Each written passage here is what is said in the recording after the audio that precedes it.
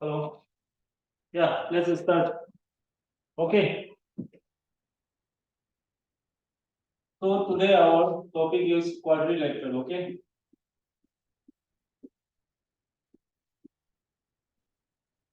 Quadrilateral.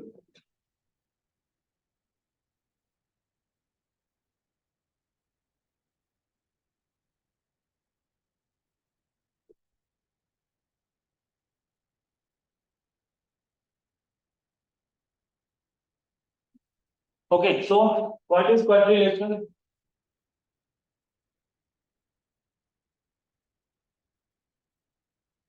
See, a figure which is enclosed by four sides. Four sides is called quadrilateral. Okay कोई भी figure जिसका four sides होगा that is the quadrilateral. Okay समझ में आया? Any figure which is enclosed by four sides is called quadrilateral. समझ में आया सबको? Everyone, what is quadrilateral? Then those figure which have four sides. Okay, first one is this one. Then a quadrilateral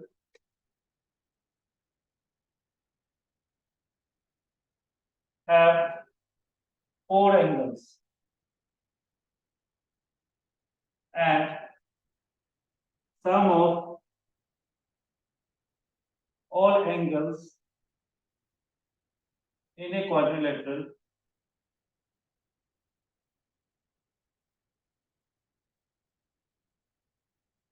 is 360 degree. Okay देखो हम लोग का ना triangle में ना sum of all angle is 180 degree का. समझ में आ गया? Sum of all angle is 180 degree. But in quadrilateral जिसमें फोर साइड्स होता है लाइक दिस 1 2 3 4 फोर साइड, तो इसमें कितने एंगल होते हैं? चार एंगल होते हैं. And sum of all angle of a quadrilateral is कितना होता है? 360. Okay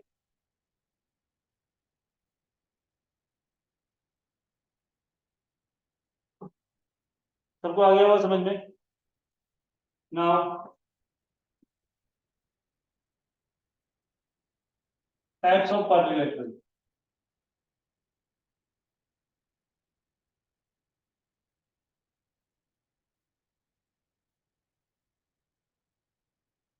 Types of quadrilateral. First one में आ जाओ पैरेललोग्राम.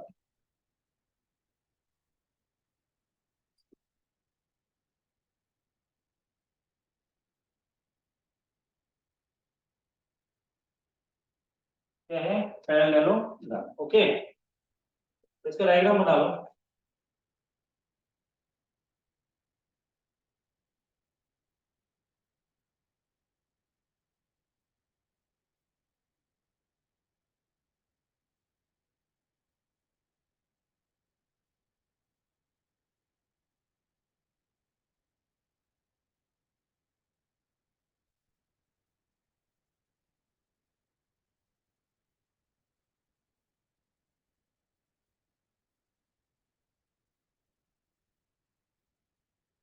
ये हमारा एक parallelogram.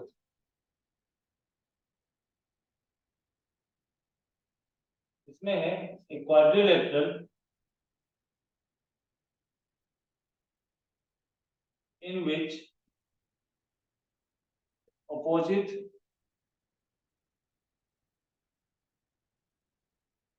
sides are parallel is called quadrilateral or parallelogram is called parallelogram.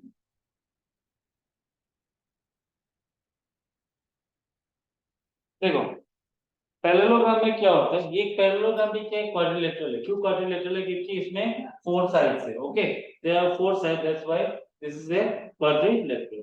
तो ये क्या है पैरेललोग्राम? एक parallelogram is a quadrilateral in which opposite sides, these two sides and these two sides, both sides are parallel. Okay, ये भी और ये भी पैरेलल होगा और ये भी पैरेलल होगा। पैरेलल क्या होता है? वन लाइन के आगे ये one line, that is parallel. Okay, parallel में समझो ऐसा और ऐसा, ये हमारा पैरेलल, एक लाइन के ऊपर एक लाइन के सामने ही होगी, ठीक है, दैट इज द पैरेलल। तो ये दोनों पैरेलल और ये ऑपोजिट साइड्स, तो ये क्या हमारा एक पैरेललोग्राम है। तो इसका प्रॉपर्टी याद रखना कि opposite sides are parallel. Okay, तो नंबर 1 में से फॉर्मूला लिख लो, area base into height, area of parallelogram is base into height, that is base क्या हमारा इसमें ए इनटू एच, हाइट क्या एच और बेस क्या हमारा ए, ये साइड का नहीं होगा, हाँ बेस क्या नीचे वाला, ठीक है, that is A into H. तो area of a parallelogram is base into height. Second, perimeter is equal to a plus b plus a plus b, that means 2a plus 2b, और इसको कैसे लिख सकते हैं हम लोग? 2a plus b। तो हमारा फॉर्मूला हो जाएगा perimeter of a parallelogram is 2a plus b। देखो इसमें ये चारों क्यों किया है कि पेरीमीटर का मतलब क्या होता है? Sum of all side, simple है। किसी का भी कोई भी फिगर का पेरीमीटर क्या होता है? Sum of all side. तो यहाँ पे क्या है? A B A B A B A B, जब इसको प्लस किया तो 2a, 2a है तो 2a प्लस 2b, लेकिन दोनों से 2 कॉमन आ गया, तो हमारा फॉर्मूला क्या है?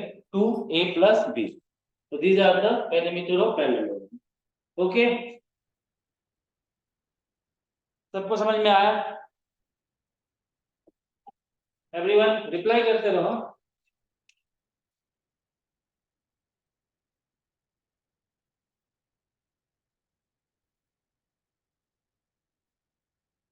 ओके,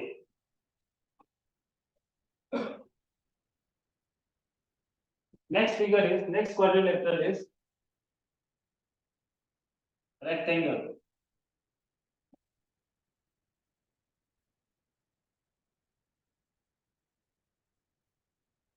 rectangle ये भी क्या है? क्वाड्रिलेटरल है। ओके, तो इसमें भी 4 साइड्स है, तो it is a parallelogram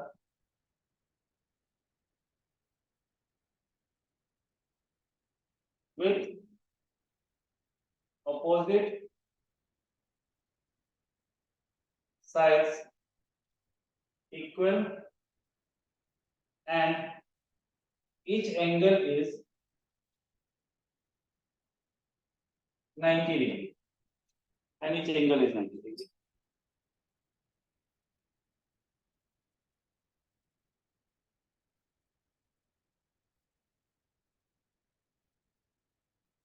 diagram बना लो।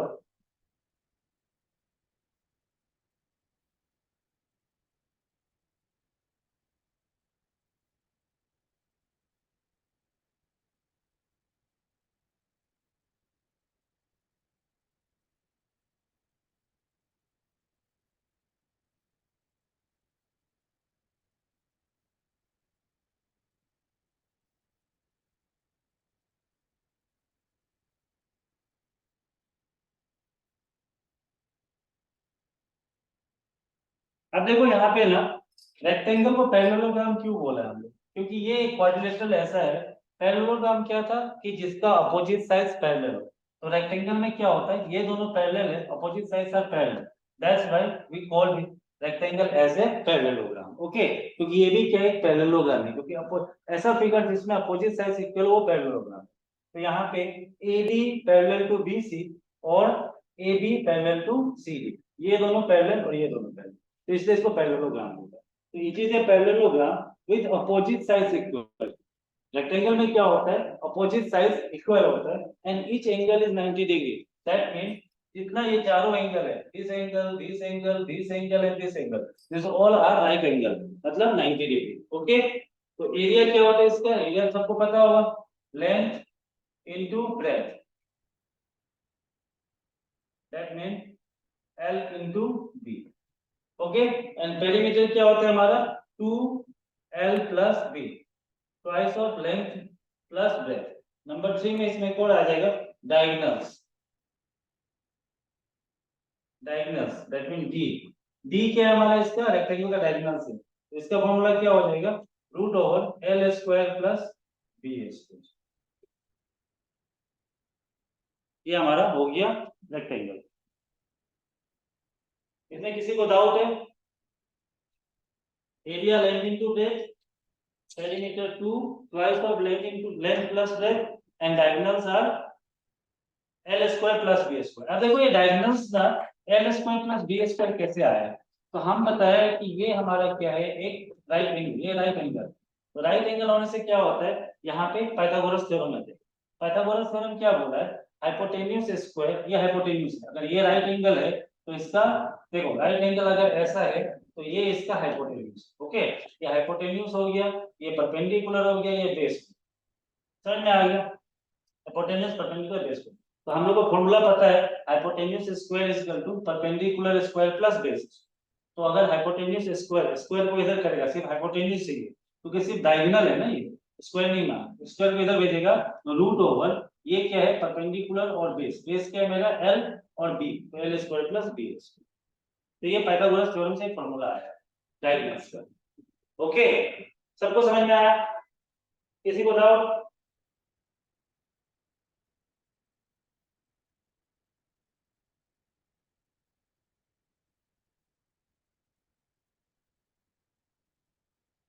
इसमें एक पॉइंट याद रखना, ये स्टार मार्क दे देता है, ऑल, हाँ देखो इसमें था all rectangle is a parallelogram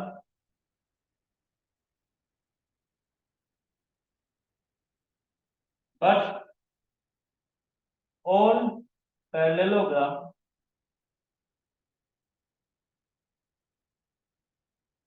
is not a rectangle. Okay, याद रखना ना, सब रेक्टेंगल पैरेललोग्राम हो सकता है बट सब सब पैरेललोग्राम रेक्टेंगल ही नहीं हो सकता। ओके, वो स्क्वायर भी हो सकता है। all rectangle is a parallelogram but all parallelogram is not rectangle। Okay, ये जैसे एक छोटा सा पॉइंट है, गॉट इट।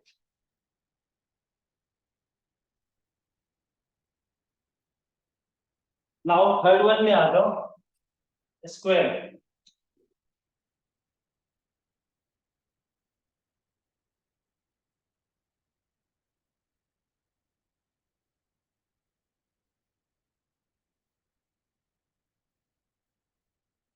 स्क्वायर के, स्क्वायर भी हमारा देखो, स्क्वायर का कैसा होता है diagram, all four sides are equal. Okay, ये square A B C D, ये हमारा स्क्वायर हो गया, ए ये इसका साइड है ए, और ये हमारा इसका डायगोनल हो गया डी। ओके, तो यहाँ पे क्या लिखा है, ये भी क्या है पैरेललोग्राम है, क्यों, क्योंकि ऑपोजिट साइड्स क्या है पैरेलल है, तो it is a parallelogram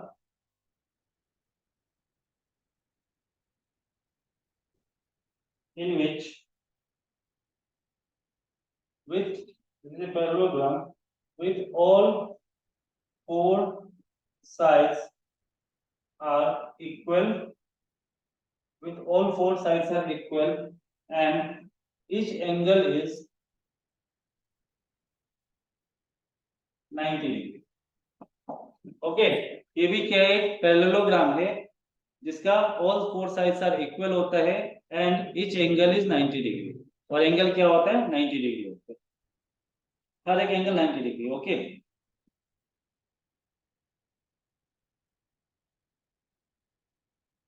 now अब इसका फॉर्मूला,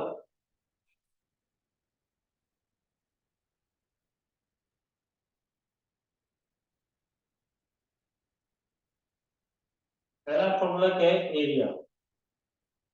एरिया हम लोगों को क्या पता है, इसका एरिया क्या होगा, साइड स्क्वायर, साइड का होल स्क्वायर। ओके, जो भी साइड है, क्योंकि all sides are equal. Okay, चारों साइड के इसका इक्वल है, जो भी साइड होगा उसका स्क्वायर हो जाएगा, that mean A square. Okay, A square. Perimeter क्या है,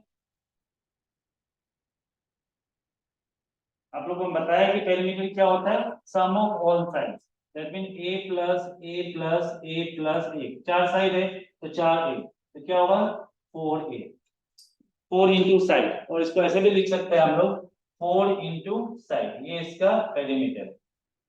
ए क्या है मेरा, साइड है, okay 4 into side. Next number third में आ जाओ, डायगोनल्स। अब इसका डायगोनल्स में एक चीज समझ लो, यहाँ पे भी डी के, क्योंकि ऑल फोर एंगल्स आर क्या बोला है 90 डिग्री, तो यहाँ पे भी क्या हो गया, चारों एंगल 90 डिग्री है। तो अगर ये ट्रायंगल लेते हैं हम लोग ए बी सी, तो ये भी एक राइट ट्रायंगल है, तो बाय पाइथागोरस थ्योरम क्या हो जाएगा, D square equal to A square plus A square, तो डी इक्वल टू स्क्वायर इधर आ जाएगा, रूट हो जाएगा, तो क्या हो जाएगा, D equal to root under A square plus A square, ऐसा हो जाएगा, A square plus A square. अब अगर हम इसको सोल्व करते हैं तो ये हमारा क्या हो जाएगा, root under A square plus A square क्या हो जाएगा, 2a square, right, A square plus A square 2a square, और इसको हम लोग कैसे लिख सकते हैं, 2 इंटू ए, ऐसे लिख सकते हैं हम लोग, 2 इंटू ए स्क्वायर कैसे लिख सकते हैं, 2 इंटू ए। देखो यहाँ पे ए क्या है, पेयर है, ए के बाहर आ जाएगा, तो ए रूट 2, ये इसका डायगोनल्स का फॉर्मूला हो जाएगा, तो diagonals of a square is equal to A root 2, ये हमारा फॉर्मूला है, A root 2, D is equal to A root 2। कैसे आया वो भी हम बता दिए आपको, क्योंकि ये पाइथागोरस थ्योरम से आया है। देन इसको ए स्क्वायर प्लस ए स्क्वायर क्या, 2a स्क्वायर, देन इसको हम कैसे लिख सकते हैं, 2 इंटू ए, तो हमारा डायगोनल्स का फॉर्मूला क्या हो जाएगा, ए root 2।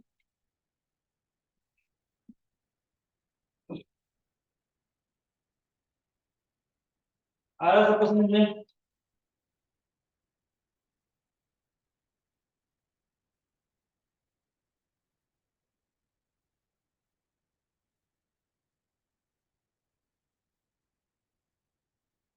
Okay, now third one is rhombus.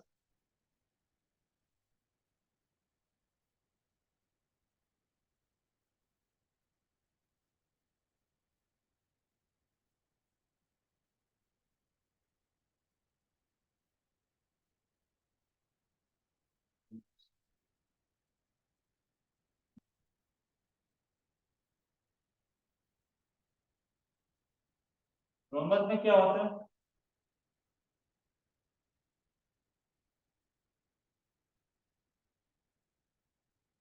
Rhombus में भी क्या होता है, एडजेसेंट साइड इक्वल होता है ना, मान के चलो ए बी सी डी, ये हमारा क्या हो गया, ये एक रोम्बस हो गया, ठीक है।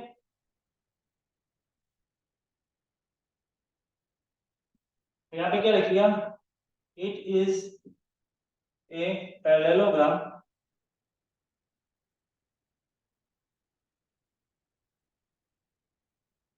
with all four sides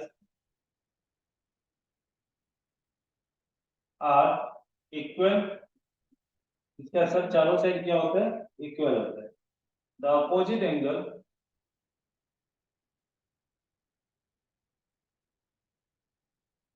in a rhombus are equal but not right angle.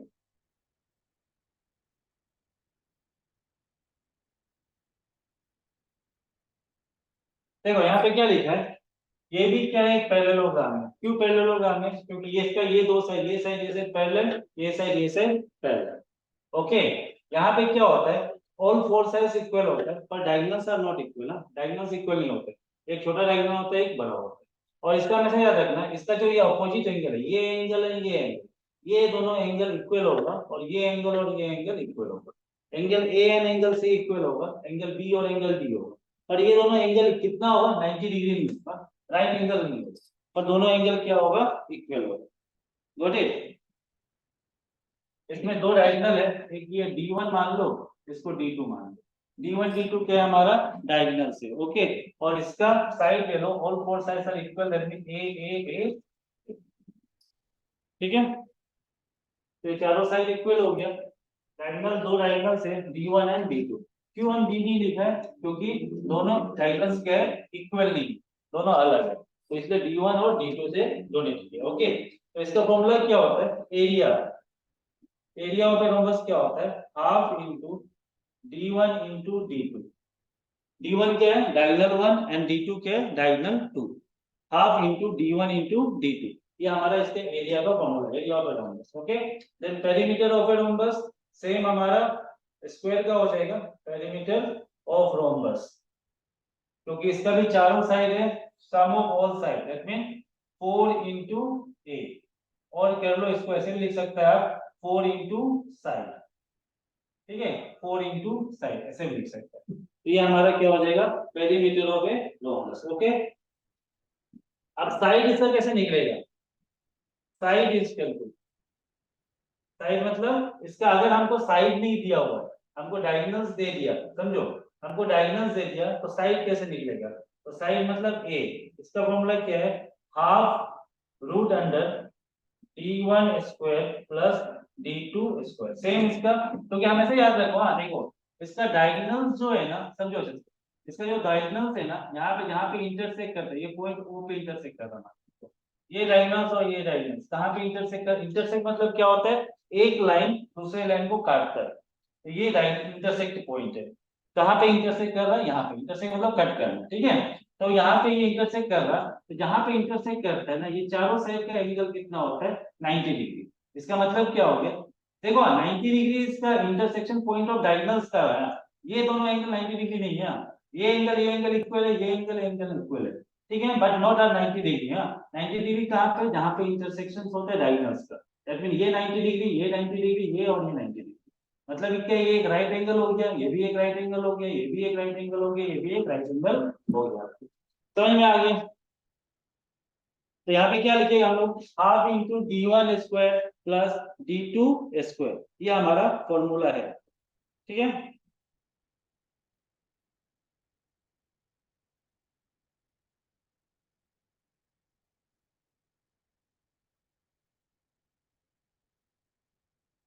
अब यहाँ पे देखो एक चीज, देखो हाँ, हमको ना यहाँ पे ये फॉर्मूला तो हम लोग लगा लिया, समझो ये फॉर्मूला हम लोग लगा दिया, half in half root under D1 square plus D2 square. अब मान के चलो हमको ना ये ट्रायंगल में AOD, अच्छा समझो आप, AOD ये ट्रायंगल मान लो, ये ट्रायंगल लिया AOD, यहाँ पे लिख लेता है, एक नया बना जाता है, उसी ट्रायंगल को बनाता है, मान के चलो ये A है, ये O है, ये D है, ठीक है ना, ये A है, समझ में आ गया। अब देखो यहाँ पे एक चीज देखो आप, कि ये हमारा पूरा D2 है और ये पूरा D1, समझो अच्छा से, हाँ ये पूरा क्या है मेरा D2 D1, ये डायगोनल्स, ये पूरा डायगोनल्स कितना है D1 और ये पूरा डायगोनल्स कितना है D2। अब देखो यहां से हमको सिर्फ ये ट्रायंगल लेना है, ये वाला ट्रायंगल, ये ट्रायंगल, तो ये ट्रायंगल में हम ये पूरा डायगोनल का कितना ले रहा, हाफ पार्ट ही ले रहा ना, ये हाफ पार्ट तो नहीं ले रहा, ये पूरा D1 है, समझो ये पूरा D1, हमको सिर्फ ये ट्रायंगल में लेना है, ये ट्रायंगल में हम ये A निकाल दिया, तो हमारा ये चारों साइड का A निकल जाए, तो ये ए निकालने के लिए हम लोग ये ट्रायंगल को लिया AOD, समझ में आ गया। तो ये पूरा लाइन D1, तो ये आधा कितना होगा, half of D1, that means हम लोग ऐसे लिख सकते हैं D1/2, ये पॉइंट कितना होगा D1/2, ऐसे D2 में ले लो ये पूरा डायगोनल्स, अब ये पूरा डायगोनल्स में हम लोग सिर्फ ये ट्रायंगल के लिए कितना डायगोनल का पार्ट यूज किया, हाफ ही पार्ट तो यूज किया ना, हमसे जितना ही पार्ट यूज किया, समझ में आया, जितना ही पार्ट यूज किया था, हाफ नहीं किया था, दैट मीन ये भी क्या हो जाएगा D2/2, ऐसा हो जाएगा। तो अगर हम साइड ये निकालता है, मान के चलो दिखाई दे रहा है यहाँ पे, अगर हम लिखता है इन राइट ट्रायंगल, समझो ये कैसे निकला है, इन राइट ट्रायंगल AOD, अगर मान के चलो हम ट्रायंगल AOD में लिया, तो पाइथागोरस थ्योरम में हमारा 90 डिग्री का जहां पे राइट एंगल होता है ना, उसका अपोजिट वाला हमेशा क्या होता है, हाइपोटेन्यूज होता है, याद रखो।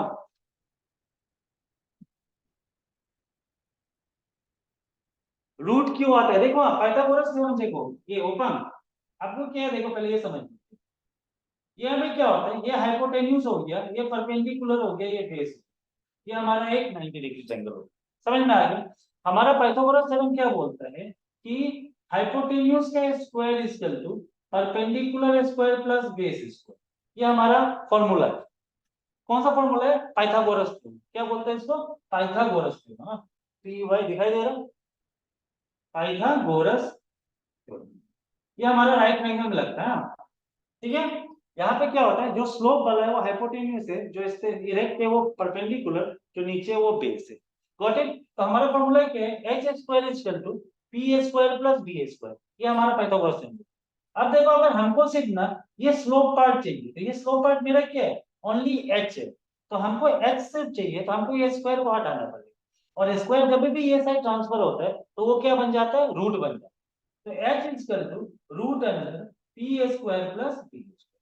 तो हमारा एच ये लिखिए, हाइपोटेन्यूज। ये स्लोप वाला पार्ट का फॉर्मूला क्या होगा? Root under P A square. देखो रूट कहां से आ गया? ये स्क्वायर के कन्वर्ट हो गया, तो हमारा ये फॉर्मूला निकला हाइपोटेन्यूज के निकला। ऐसे ही अगर आप बेस निकलेगा ना, तो यहाँ पे सिर्फ बेस है, लेकिन यहाँ पे क्या दिया हुआ फॉर्मूला? Base square. मतलब यहाँ से आपको स्क्वायर हटाना ही पड़ेगा, फिर आप स्क्वायर को इधर भेजेगा तो वो क्या बन जाएगा? रूट बन जाएगा। बोले तो यहाँ पे हम क्या बोलते हैं? अब ये ट्रायंगल में ले लो, हम ए ओ डी में। अब in triangle A O D में हमको ये चाहिए, यहाँ पे क्या लिखेगा हम लोग? A D square, AD square is equal to क्या होगा पाइथागोरस थ्योरम के हिसाब से? Hypotenuse square is equal to perpendicular square by base square. Perpendicular square by plus base square, by नहीं plus base square. Got it? समझ में आया? A square. अब इसको हम क्या लिख सकते हैं? AD is equal to AD square is equal, AD छोड़ो, AD का जगह क्या लिखेगा हम लोग? हमको क्या AD कितना दिया हुआ है? A दिया हुआ है, A। तो A square is equal to perpendicular क्या है मेरा? देखो, अब ये परपेंडिकुलर हो गया, परपेंडिकुलर क्या हो गया? Half of D. चलो बेस ले लो पहले, क्योंकि तो फॉर्मूला नहीं मिलेगी। बात एक ही है, आप base square plus perpendicular square लिखो या परपेंडिकुलर स्क्वायर प्लस बेस, इसमें कंफ्यूजन नहीं होना, दोनों से कोई भी आगे पीछे लिख सकते। हम बेस क्यों लिख रहा है? क्योंकि हमको D1 मेरा ये वाला बेस ये वाला है ना, तो इसलिए D1 को पहले रखें। तो B square is equal to, अभी यहाँ पे देखो मेरा बेस ये मेरा कितना है? ये मेरा कितना है? ये पूरा का आधा। दैट मीन D1/2 का होल स्क्वायर। लिख सकता है इसको D1/2 का होल स्क्वायर प्लस ये P2, अभी परपेंडिकुलर ये वाला यहां से ये पार्ट है परपेंडिकुलर, तो ये पूरा का आधा। तो दैट मीन क्या हो जाएगा? D2/2 का होल स्क्वायर। ऐसे लिख सकता है। और इसको हम कैसे कर सकते हैं? ए स्क्वायर है, हमको क्या चाहिए? सिर्फ ए चाहिए। हाँ, तो ए इक्वल टू ये स्क्वायर इधर चला जाएगा तो क्या बन जाएगा? रूट अंडर D1/2 का होल स्क्वायर प्लस D2/2 का होल स्क्वायर। ऐसे लिख सकते हैं D1/2 का होल स्क्वायर प्लस D2, क्योंकि हमको सिर्फ ए चाहिए, साइड चाहिए हमको, साइड मेरा सिर्फ ए है, तो हम ये स्क्वायर को हटाना पड़ेगा। ये स्क्वायर को हम ट्रांसफर कर देंगे तो वो क्या बन गया? मेरा रूट बन गया। ठीक है ना? तो ये आ गया। अब इसको a इक्वल टू क्या हो जाएगा? देखो, इसको अगर हम करने जाता है तो इसको हम ऐसे लिख सकते हैं D1 स्क्वायर/4, रूट को हटा के ब्रैकेट हटा दिया, ब्रैकेट हटा दिया तो D1 का whole square equal to D1 square, 2 का होल स्क्वायर कितना होगा? 4 प्लस फिर यहाँ पे क्या हो जाएगा? D2 स्क्वायर प्लस 4 हो जाएगा। हो कि नहीं होगा? समझ में आ गया? अब अगर हम इसको ना समझो, इसको ये कैसे आया हम समझा रहे हैं, ये वाला, ये इसका पोर्शन कैसे आया ये वाला। हाँ, अब यहाँ पे देखो, यहाँ पे क्या लिख सकते हैं हम लोग? ये दोनों को एलसीएम कर दो। ठीक है, एलसीएम करेंगे तो कितना आ जाएगा? 4 का एलसीएम दोनों 4 ही हो जाएगा। यहाँ पे क्या हो जाएगा? D1 square plus D2 square. समझ में आ गया? D1 square plus D2। अभी इसको हम कैसे लिख सकते हैं? यहाँ पे 4 है, तो 4 का हम फैक्टराइज करने से क्या होगा? 2 into 2, तो पेयर बन जाएगा। 4 का क्या हो जाएगा? 2 into 2 हो जाएगा, पेयर बन जाएगा। वो पेयर क्या हो जाएगा? पेयर से एक 2 बाहर आ जाएगा, तो 1/2 रूट अंदर क्या बचेगा ऊपर? D1 square plus D2 square. D1 square plus D2 square, ये हमारा फॉर्मूला है ना यहाँ पे। समझा ये कैसे हुआ? एलसीएम किया, नीचे 4, तो ये 4 नीचे इसका वो करो, फैक्टराइज करो, तो 2 into 2, 2 into 2 मतलब 2 2 हो गया, 2 2 से पेयर बन गया, पेयर होने से एक 2 क्या होगा? बाहर निकल गया नीचे, 1/2 हो गया, और ऊपर क्या बच गया? ये D1 स्क्वायर राइट। तो ये हमारा फॉर्मूला, ये जस्ट फॉर्मूला को बताया मैंने कैसे निकलता है फॉर्मूला। ठीक है ना? तो ये हमारा साइड का फॉर्मूला है, याद रखना। अगर कभी रोम्बस का साइड निकालने का फॉर्मूला है तो ये लगाना, half root under D1 square plus D2। सबको समझ में आया? Everyone,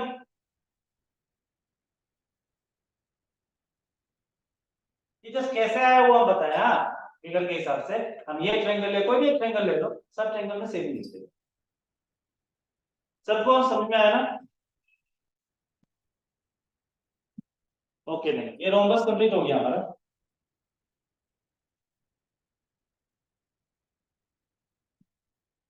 next parallelogram is trapezium. Number 5, trapezium. It is a quadrilateral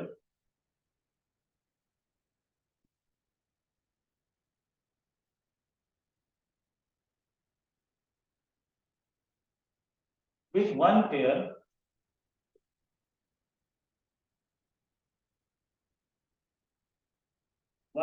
of opposite sides parallel। देखो, यहाँ पे ट्रेपेजियम को ना हम क्यों पैरेललोग्राम नहीं बोल रहे, क्यों नहीं बोल रहा है? क्योंकि पैरेललोग्राम में क्या है, both sides, both opposite sides, okay, ऊपर नीचे वाला भी और साइड वाला भी दोनों, मतलब both opposite sides are equivalent या पैरेलल होते हैं। मगर यहाँ पे ट्रेपेजियम में क्या है, सिर्फ एक साइड पैरेलल होता है, हाँ, एक साइड कोई पैरेलल हो, इसलिए इसको क्वाड्रिलेटरल बोला है, पैरेललोग्राम नहीं बोला है। क्योंकि पैरेललोग्राम बोलने से इसमें दोनों साइड इक्वल होना, तो लेकिन ट्रेपेजियम में क्या है, only one side opposite side parallel, okay. तो यहाँ का इसका डायग्राम बना लो।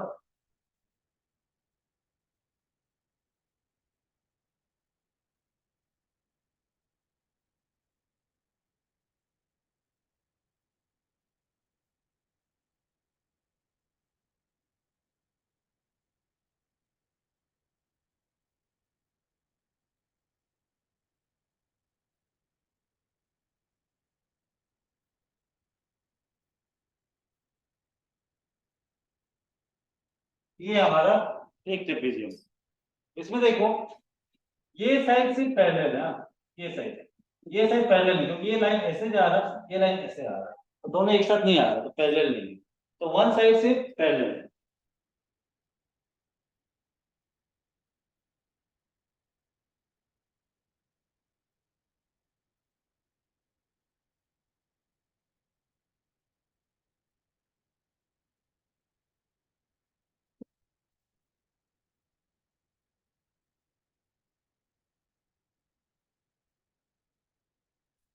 नाउ एरिया,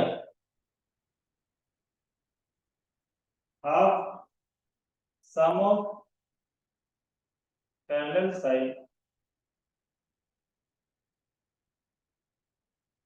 इनटू हाइट, ये आप लोगों का फॉर्मूला है, half into sum of parallel side into half height, that means क्या हो जाएगा, half sum of parallel side, क्या है पैरेलल साइड, ये साइड ए, ये साइड बी, सम बोला है, तो ए प्लस बी इंटू क्या हो जाएगा, हाइट। तो ये हमारा एरिया का फॉर्मूला है, area of a trapezium, half into A plus B, A plus B क्या है, parallel opposite side, sum of parallel side, जो पैरेलल साइड है, ठीक है, तो इंटू हाइट, ओके।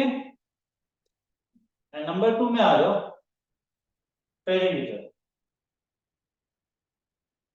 हम लोग जानते हैं पेरीमीटर क्या होता है, सम ऑफ ऑल साइड्स, यहाँ पे चारों साइड क्या है हमारा, A plus B plus C plus D, यही है, A plus B plus C plus D. क्या आप इसको अगर सीक्वेंस में लिखना चाहते हैं तो ऐसे करके जाओ, तो क्या लिखेगा, B plus D plus B plus D plus A plus C, A plus C, ये हमारा चारों साइड है, चारों साइड का सम ही क्या होता है हमारा, ये हो जाता है। होगा किसको, एक बार प्लीज बोले, वो तो बता दिया मैंने, लेट देखा है आपका मैसेज, इसी को समझाना है ना, पहले वाला को? ओके,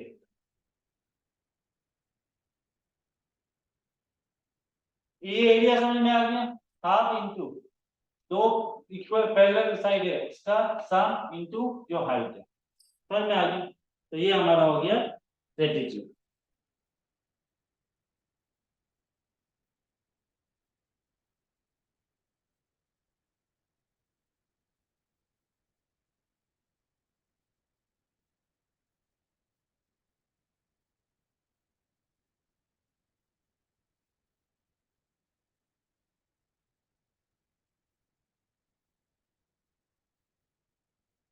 ओके, तो ये हमारा हो गया आपका क्वाड्रिलेटरल पार्ट। ओके, चलो अभी क्वाड्रिलेटरल से कुछ क्वेश्चंस करते हैं। और सबको फॉर्मूला समझ में आ गया होगा, ये फॉर्मूला सब याद रख लेना एग्जाम का प्रिपरेशन करने जाने के लिए, क्योंकि यहाँ से क्वेश्चन कभी कभी आ जाते हैं।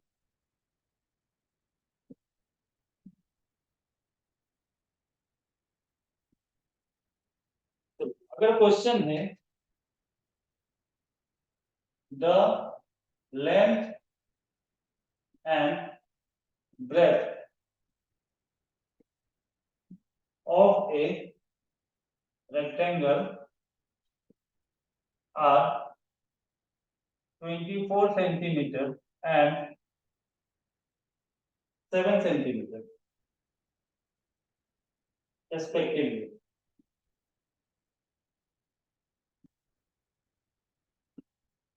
Calculate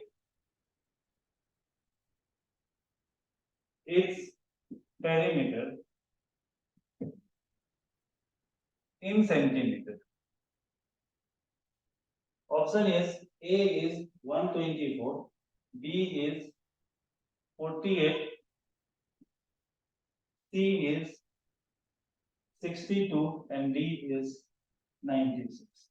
चलो करके देखो तो इसको। ओ सर क्यों, रुको just wait. Now is that visible? अब विजिबल है? सॉरी मैंने कुछ ज्यादा ही ऊपर लिख दिया था। देखो, the length and breadth of a rectangle are 24 centimetre and 7 centimetre. Calculate its perimeter. Option दिया हुआ है, क्या होगा? ये तो इजी है, पेरीमीटर निकालना, लेंथ और ब्रेथ दिया हुआ है।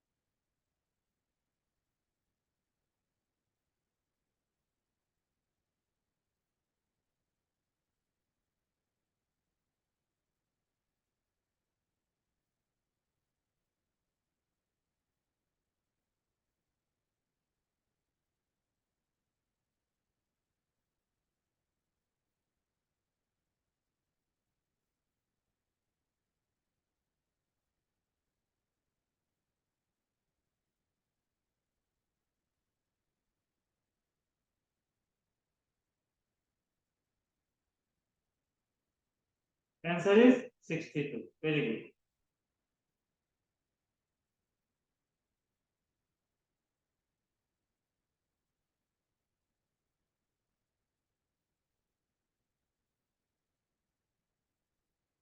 Okay okay, so 62 is the correct answer. This is a simple question. Okay, सबको समझ में आ गया? पेरीमीटर का फॉर्मूला लिखा हुआ है, आप लोग निकाल लेंगे।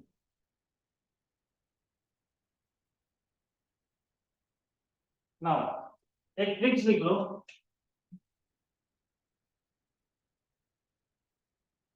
Tricks, if the length of a rectangle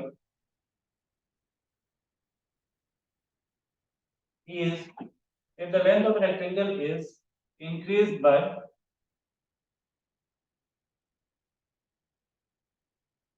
a%, then to maintain its area, then its breadth must be reduced by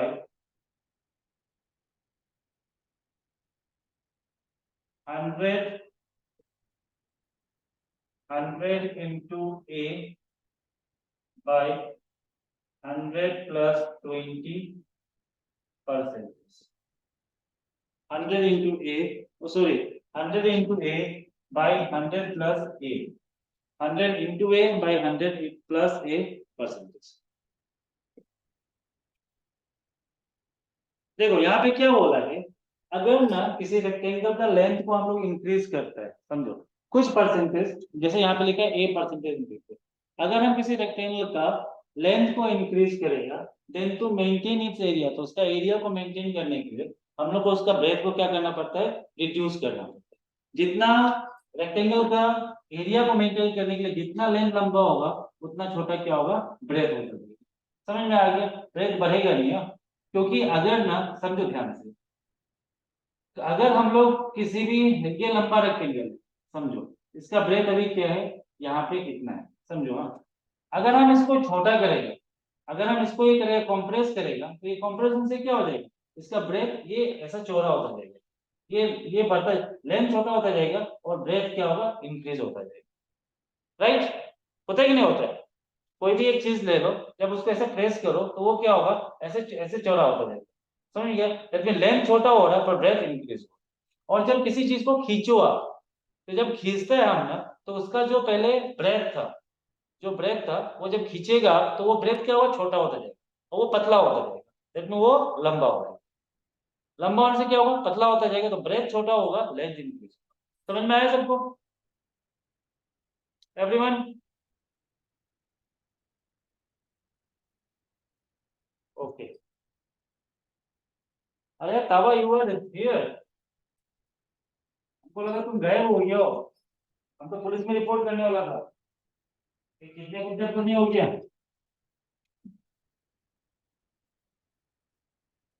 okay, तो ये हम लोग को इसमें ना, हम लोग क्या लगाएगा, ये लगाएगा, हाँ फॉर्मूला। ठीक है, तो इसका एक क्वेश्चन लिख दो, तो ये क्वेश्चन को एक ट्रिक के हिसाब से करके देखो। तो question is like that, if the length of a rectangle,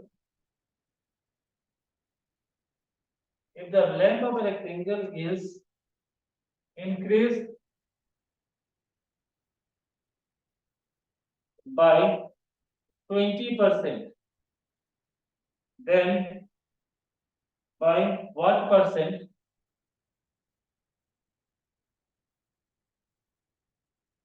should its breadth is decreased so as to maintain the same area? Your option is A is 16 2 by 3 percentage, B option is 33 1 by 3 percentage, C option is 3 1 by 3 percentage, and D option is 66 2 by 3%. चलो तो करके रखो।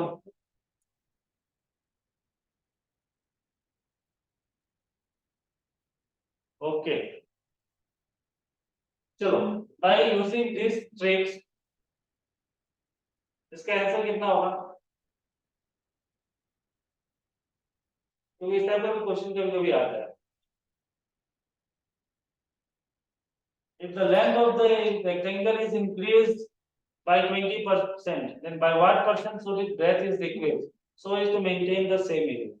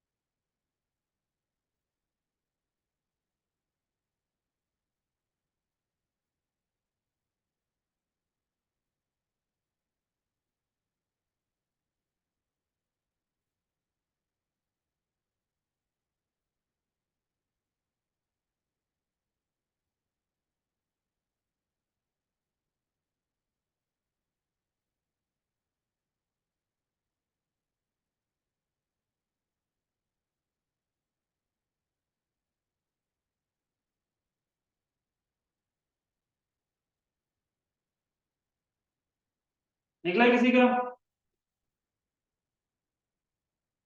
कितना time?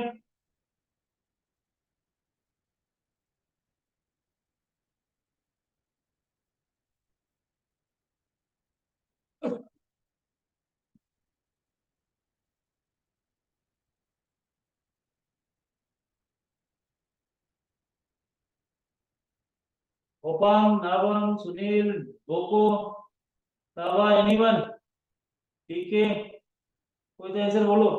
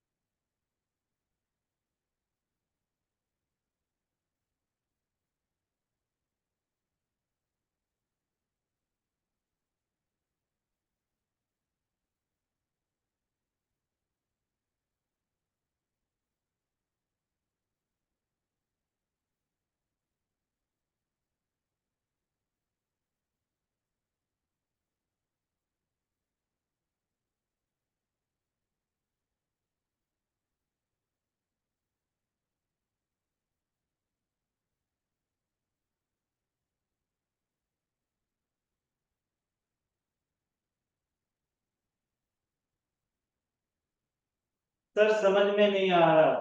देखो कुछ नहीं है ना, यहाँ पे क्या बोला देखो, ट्रिक्स में देखो आप, यहाँ पे क्या बोल रहा है, if the length of a rectangle is increase by a%, अगर लेंथ को इंक्रीज किया कुछ a% से, then to maintain its area, तो हम लोग को उस एरिया को मेंटेन करने के लिए, उसका एरिया को मेंटेन करने के लिए उसका ब्रेथ को क्या करना पड़ेगा, रिड्यूस करना पड़ेगा। और कितना रिड्यूस करना पड़ेगा, तो 100 इंटू ए बाई 100 + a%। आया समझ में? अब यहाँ पे देखो क्वेश्चन में क्या दिया हुआ है, if the length of a rectangle is increase bye 20%, अगर हम लोग रेक्टेंगल का लेंथ को इंक्रीज किया 20% से, then by what percent should its breadth is decrease, तो कितना परसेंटेज इसका ब्रेथ को डिक्रीज करेगा, so as to maintain the same area, तो जो उसका एरिया था वो मेंटेन रहेगा। तो हम लोग क्या फॉर्मूला लगेगा इसमें, ये वाला फॉर्मूला लगेगा, तो ये फॉर्मूला लगेगा तो कैसे होगा देखो, by using this formula, यहाँ पे ए क्या था हमारा, परसेंटेज इंक्रीज हुआ, तो कितना परसेंटेज इंक्रीज हुआ रखते हैं 20%। तो सॉल्यूशन में क्या होगा, ए इज 20, समझ में आ गया, ए क्या हमारा, ए परसेंटेज 20%, तो ए इजकल टू 20, समझ में आ गया। तो यहाँ पे क्या लिखेगा हम लोग, therefore breadth decrease is equal to, formula क्या हमारा, 100 प्लस ए बाय, और 100 into A, sorry 100 into A by 100 + a%, इसमें निकाल लो, तो 100 इंटू ए कितना मेरा 20, तो 20/100 + 20 हो जाएगा परसेंटेज, तो यहाँ पे कितना होगा, 100 इंटू 20 कितना होगा, 2000, 2000 होगा, राइट, 100 इंटू 20 2000, फिर डिवाइडेड बाय 100 + 20 कितना होगा, 120%। ये जीरो जीरो कट जाएगा, कटेगा नहीं कटेगा, नाउ अब इसको हम लोग करो, 200 को 12 से डिवाइड करो, 200 डिवाइडेड बाय 12%, तो 12 से करेगा, 12 वन जा 12, कितना आ गया 8, ऊपर से आया 0, 12 5 जा 60, 12 7 जा 12 6 जा 72, 12 6 जा 72, ठीक है, तो 10 से 2 जाएगा तो कितना होगा 8 हो जाएगा। तो अब इसको मिक्स फ्रैक्शन में लिख लो क्योंकि रिमाइंडर बच गया, तो कैसे लिखते हैं हम लोग, जिससे डिवाइड करते हैं उसको नीचे लिखो, फिर किसको लिखेगा, फिर नीचे यहाँ पे भी हम लोग ऊपर क्या लिखेगा, तो रिमाइंडर कहाँ लिखता है, ऊपर में लिखता है, और आंसर कहाँ लिखता है, यहाँ 16 8/12। अब इसको ऊपर नीचे है तो ये कट सकता है, कैसे कटेगा, 4 से करो, 4 2 जा 8, 4 3 जा 2, तो हमारा आंसर क्या होगा 16 2/3%। तो यहाँ पे कितना आंसर हो जाएगा 16 2/3%। आया समझ में सबको,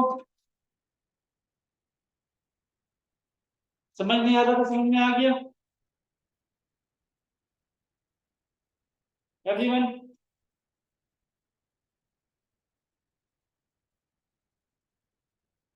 रिप्लाई करो। ओके, अब यहाँ पे देखो, यहाँ पे ना ये ट्रिक्स में क्या बोला, ध्यान रखो ये चीज को ना, आप ट्रिक्स को याद नहीं करना है, ध्यान रखना है। और ध्यान कैसे रखेगा, जब आप क्वेश्चन प्रैक्टिस करेगा। विदाउट डूइंग क्वेश्चन ना आपको एक भी ट्रिक्स याद नहीं रहेगी, इसलिए हम ट्रिक्स में नहीं करवाते, बहुत कम ही करवाता है जो यूजफुल है। नहीं तो ट्रिक्स में ना ज्यादा ट्रिक्स सिखाएगा ना, आपको एक ट्रिक्स भी याद नहीं रहेगी। ठीक है, तो ये जो ट्रिक्स है ना, इसको ना क्वेश्चन के हिसाब से याद रखो कि क्वेश्चन किस टाइप का था, तो इसमें ये ट्रिक्स लगा। Got it? समझ में आया सबको? अब ये ट्रिक्स में क्या था, हम लोग लेंथ को इंक्रीज किया है, समझो, लेंथ को इंक्रीज किया यहाँ पे, तो एरिया को मेंटेन रखने के लिए ना हमको ब्रेथ को कितना डिक्रीज करना था, यही था ना हमारा क्वेश्चन में। क्या था, किसी भी रेक्टेंगल का लेंथ को अगर हम इंक्रीज करता है, और उस रेक्टेंगल का एरिया, मान लो कुछ भी एक एरिया है, वही एरिया को सेम रखने के लिए, मेंटेन रखने के लिए, एरिया वही होना है ना, लेकिन लेंथ इंक्रीज होगा तो उसका ये ब्रेथ क्या होगा, डिक्रीज होगा। तो वो कितना डिक्रीज होगा, वो हमारा था ये ट्रिक। अगर नेक्स्ट ट्रिक अगर हमारा ऐसा होता है, मान लीजिए देखो, ट्रिक्स टू, ट्रिक्स टू, ये ट्रिक्स में क्या बोलता है समझो, लिख लो पहले। इफ देयर इज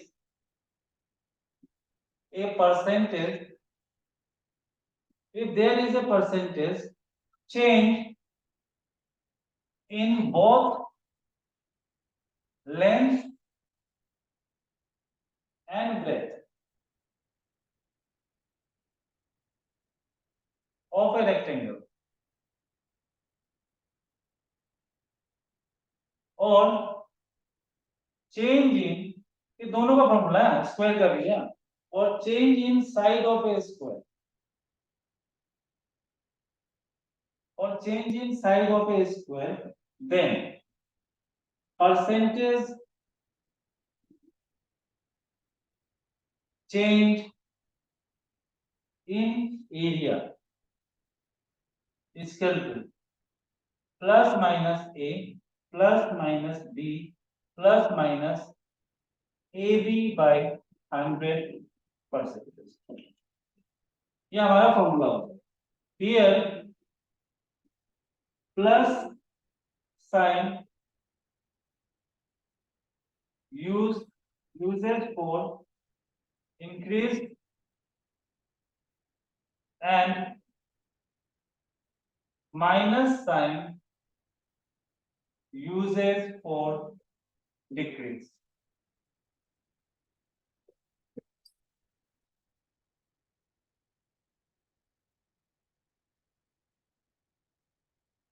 देखो इसमें पहले समझ लो, पहले फिर लिखो। पहले वाले में क्या था, एरिया सेम था, एरिया कुछ चेंज नहीं होना था, तो लेंथ इंक्रीज होने से हम लोग ब्रेथ को कैसे कितना रिड्यूस करेगा जिससे कि एरिया मेरा मेंटेन रहे, वो फर्स्ट ट्रिक था। सेकेंड ट्रिक में क्या बोल रहा है, अगर लेंथ भी चेंज हुआ, इंक्रीज हो या डिक्रीज हो, ब्रेथ भी चेंज हुआ, ब्रेथ भी इंक्रीज भी हो सकता है, डिक्रीज होगा, तो उसका एरिया कितना चेंज होगा। आया मेरा बात समझ में? अगर किसी रेक्टेंगल का या मान लो किसी स्क्वायर का, दोनों के फॉर्मूला सेम होगा, आइदर रेक्टेंगल हो या स्क्वायर हो, ध्यान रखना ये ट्रिक दोनों के लिए, रेक्टेंगल और स्क्वायर दोनों के लिए। अगर किसी रेक्टेंगल का हम लेंथ को भी इंक्रीज किया या डिक्रीज किया, कुछ भी किया, ठीक है, ब्रेथ को भी इंक्रीज किया डिक्रीज किया, तो जो उसका एरिया है उसमें कितना चेंजेस आ रहा है, वो ये ट्रिक बता रहा है। आया समझ में? क्लियर है सबको? पहले एरिया चेंज नहीं हो रहा था, एरिया सेम था, तो डिक्रीज कितना, ब्रेथ हो रहा, ब्रेथ चेंज हो रहा। यहाँ पे लेंथ भी चेंज हो रहा, ब्रेथ भी चेंज हो रहा, तो क्या एरिया में चेंजेस आएगा, और आएगा तो कितना आएगा। Got it? मेरा बात को समझा है?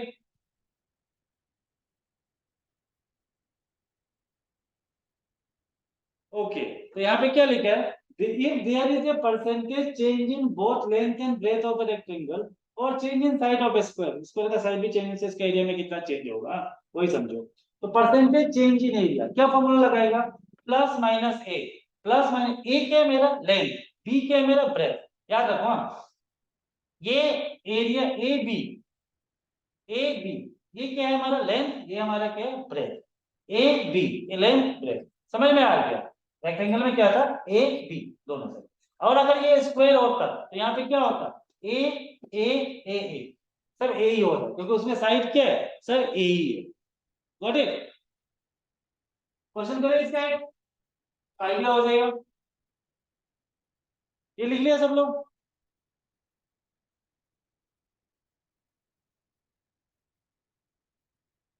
रब कर दो।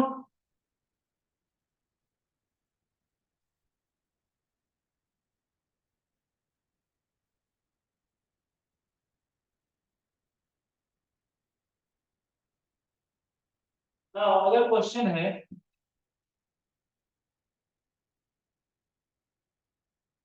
if the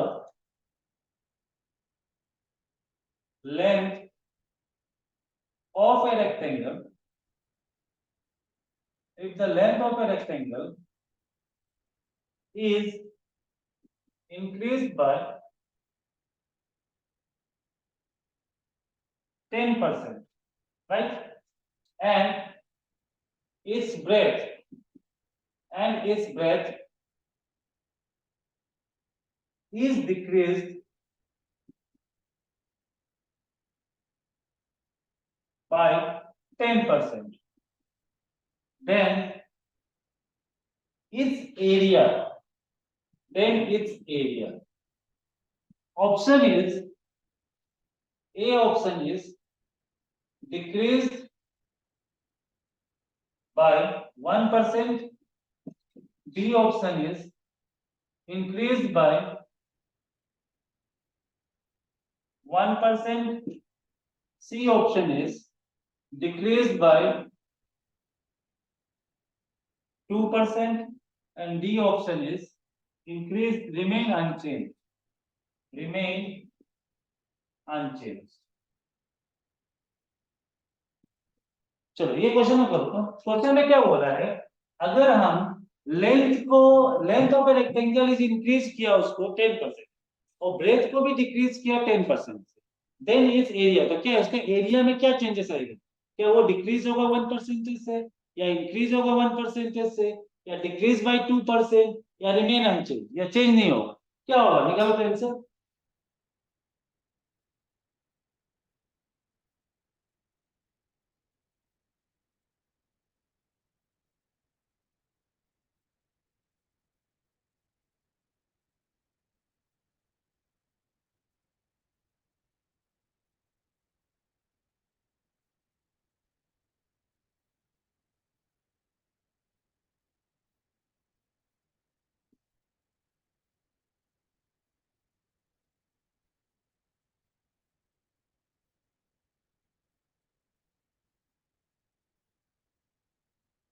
B wrong, B is wrong answer. थोड़ा मैथ्स को ध्यान से देखो, हाँ क्या चीज ध्यान से देखना है, साइन को देखो, हमेशा साइन में बहुत सिली मिस्टेक होता है। ओपन, चेक द कैलकुलेशन और साइन को देखो, कुछ मिस्टेक है आपका उसमें। मैथ्स में साइन को बहुत ध्यान रखना पड़ता है।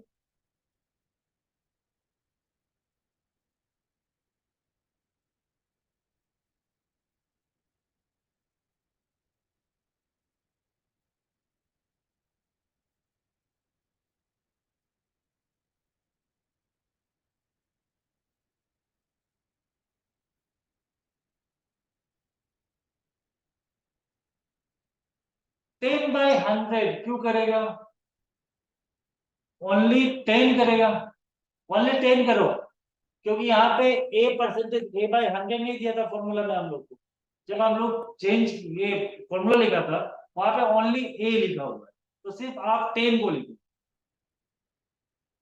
ठीक है।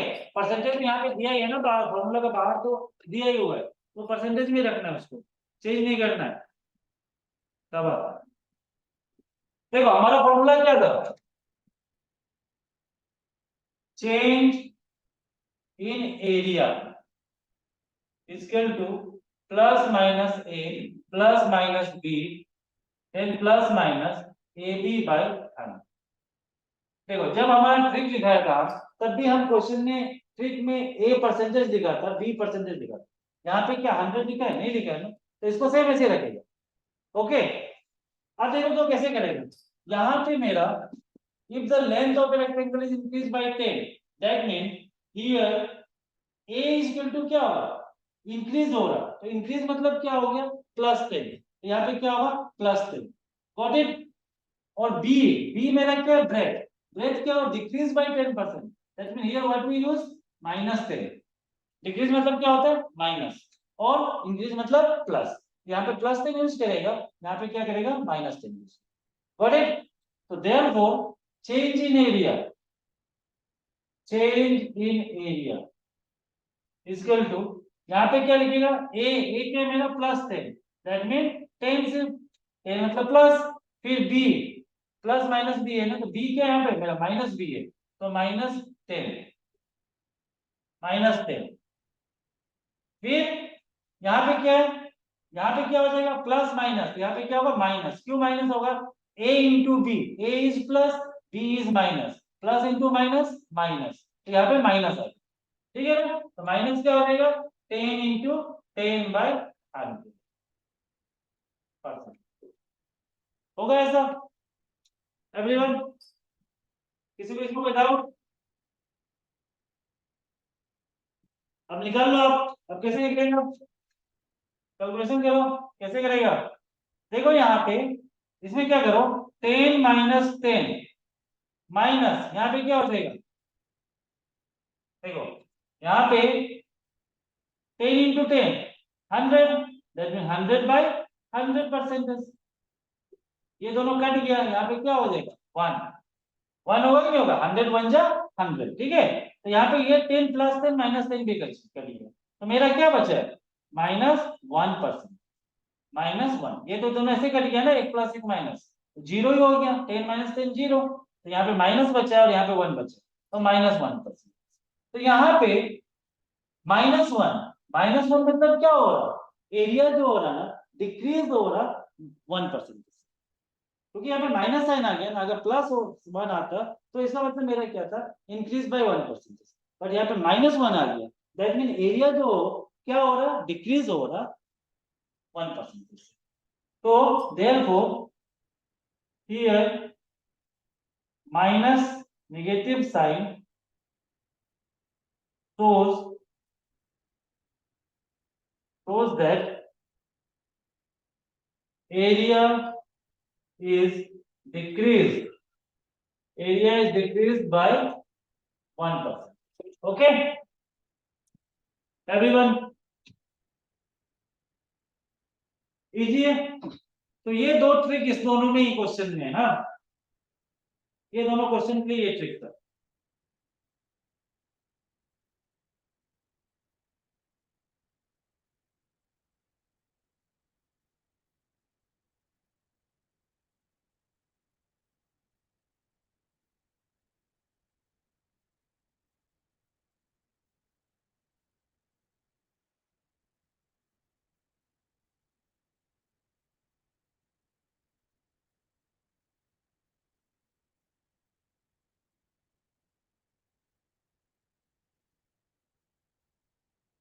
चलो एक क्वेश्चन होमवर्क लिख लो, इसको आप लोग ट्राई करो।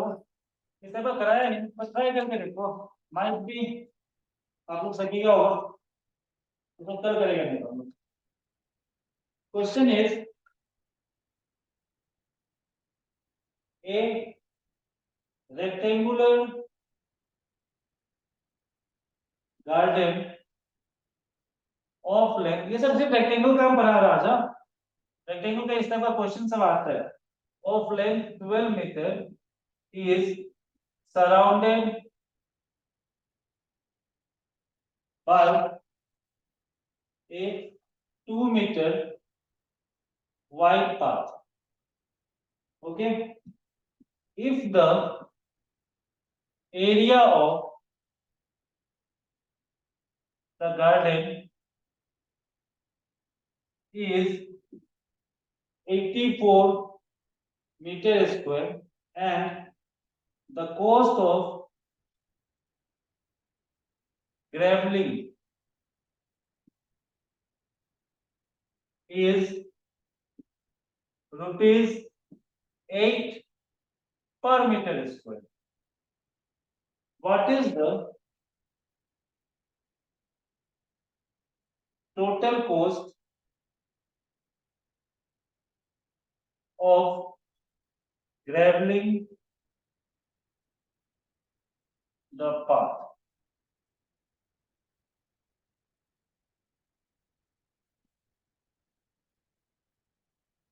Option A is ₹780. B option is ₹742. C option is ₹724.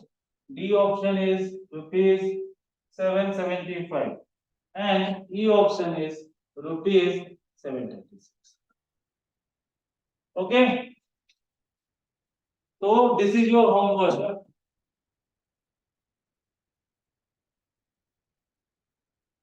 क्या बोला है?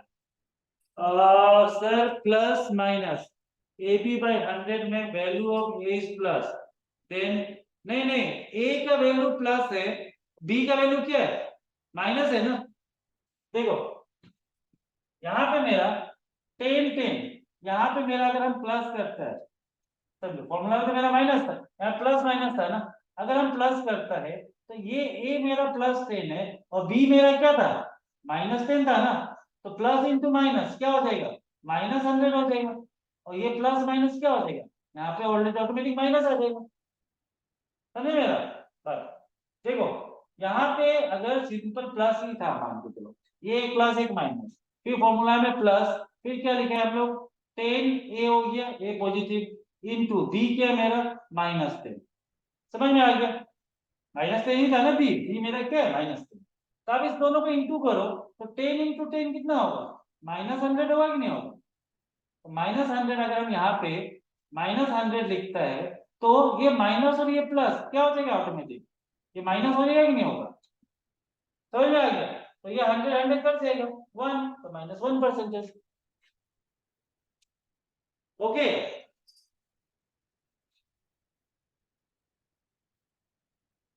समझ में आया?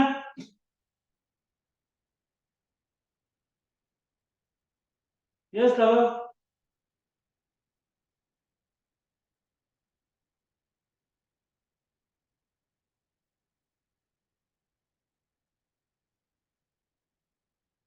बोलो।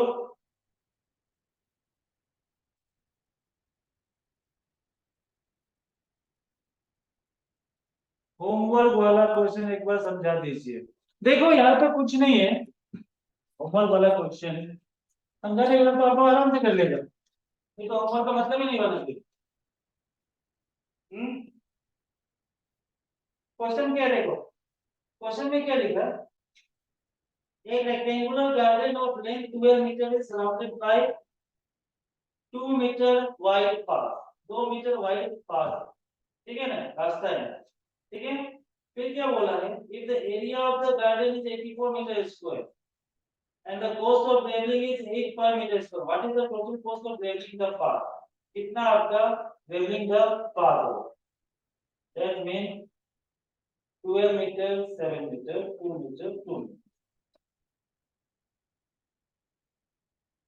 देखो समझो, ये एक गार्डन है, रेक्टेंगुलर गार्डन दिखाई दे रहा? चलो थोड़ा इधर जा देते हैं, हम डायग्राम समझा देते हैं, तुम लोग कर लेना। ये एक रेक्टेंगुलर गार्डन समझ में आ गया? रेक्टेंगुलर गार्डन ऑफ लेंथ, इसका लेंथ यहाँ पे 12 मीटर दे दिया, surrounded by 2 metre wide path. समझ में आ गया? अभी ये चारों साइड ना एक वाइड पाथ है, इससे सराउंडेड बाय, ये देखो ये पाथ है, ये पाथ का कितना डिस्टेंस है? 2 मीटर का। सराउंडेड मतलब ये रेक्टेंगुलर गार्डन जो है, ये गार्डन, ये गार्डन चारों साइड से 2 मीटर इसका वाइड पाथ, वाइड मतलब क्या होता है? ऐसा ऐसा, ठीक है ना। तो ये 2 मीटर, समझ में आ गया? ये भी 2 मीटर और ये भी 2 मीटर, गॉट इट? फिर क्या बोला? If the area of the garden is 84 metre square. अगर ये इसका एरिया, ये गार्डन का एरिया 84 मीटर स्क्वायर हो गया, and the cost of gravelling is ₹8 per metre square, और cost of graveling is ₹8 per meter square. What is the total cost of graveling the path? तो अगर एरिया आपका इस rectangle का इतना हो गया, तो इसका जो पाथ है इसको ग्रेवलिंग करने के लिए कितना रुपया लग रहा है, और कितना रेट दिया हुआ है, 1 मीटर का 8 रुपया लगता है, तो ये पूरा को करने के लिए कितना लगेगा? समझे मेरा बात? बोलो।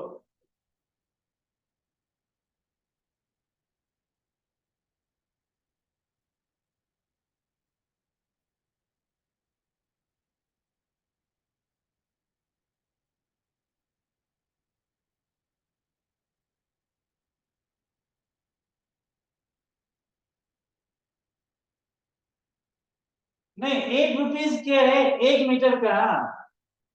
ये तीनों साइड पे मिला के 8 कैसे होगा? ये भी तो है 2, चारों साइड से ना। चलो ट्राई करके देखना, सोचो थोड़ा, थोड़ा दिमाग लगा, लॉजिक क्वेश्चन है, नहीं तो कल तो हम करा ही देंगे। कल नहीं, मंडे है, बिकॉज आज बहुत लोग अब्सेंट है ना, इसलिए हम ज्यादा क्लास नहीं ले रहा। ऐसे भी टाइम हो गया, 8:30 तो होने ही वाला है, 8:19 हो गया। ओके, डोंट वरी, ट्राई करो तो सोचो कैसे करेगा। ऑप्शन दे दिया मैंने, ठीक है ना? ट्राई करो, गलत निकलने से भी कोई दिक्कत नहीं है, हम मंडे को करा देंगे। Got it? ओके, और कोई डाउट किसी को? किसी को कुछ बोलना नहीं है ना?